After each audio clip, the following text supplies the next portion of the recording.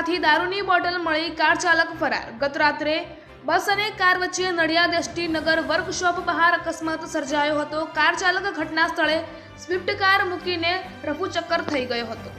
કારમાં તપાસ કરતા વિદેશી દારૂની ખાલી 3 બોટલો મળી આવી હતી। આ મામલે બસ ચાલકે અજાણ્યા કાર ચાલક વિરુદ્ધ નડિયાદ ટાઉન પોલીસમાં ફરિયાદ નોંધાવી છે।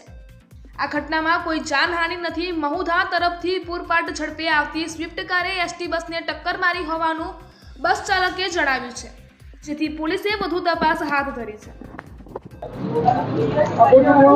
શું નામ તમારું? મગનભાઈ ડાભી,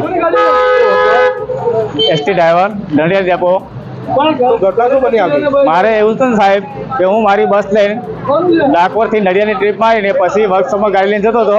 એવામાં એવો બરાબર એ બાજુ વળતા વખતે મેં સાઇડ ચાલુ રાખેલી, મારે ગાડી હાથમાં આવી ગયેલી રોડ પર।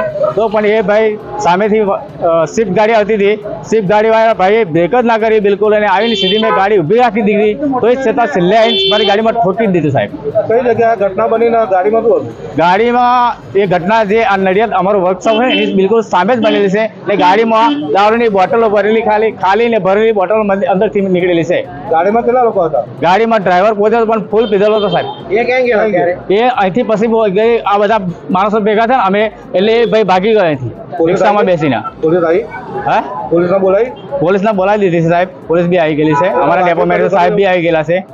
કોઈને વાગ્યું કર્યું એવું કંઈ? ના, એમને કોઈને વાગ્યું નથી। એ ડ્રાઈવર ફૂલ પીધેલા હતા, તે પછી ઉતરીને રિક્ષા બેસીને ભાગી ગયેલા છે। બસ તમારી કઈ ક્યાં જતા હતા? અમે નડિયાદ ડેપોથી અમારા ડેપોથી અમે વર્કશોપમાં અમારી અંદર જે જમા કરાવીને બસ ત્યાં અંદર લઈને બેસતા હતા એ સમયે આ બનાવ બનેલો છે।